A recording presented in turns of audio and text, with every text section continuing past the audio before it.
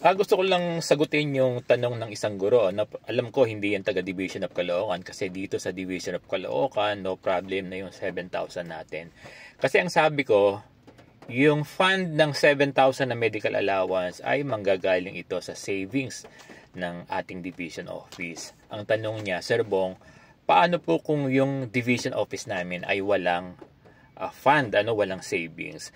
Sa mga guro natin dito sa Division of Caloocan, huwag tayong mag-worry dahil we have enough fund para mabayaran, maibigay sa atin yung 7,000 na medical allowance. Balikan ko yung tanong ng guro, paano kung wala silang savings?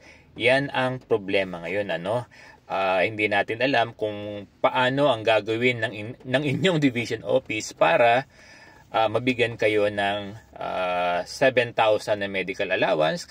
Direkta, bagkos ito ay kinukuha sa savings. Alam ko, pwede ito sa savings ng MOOE at sa savings ng personal services. Yun ang aking pagkakaunawa.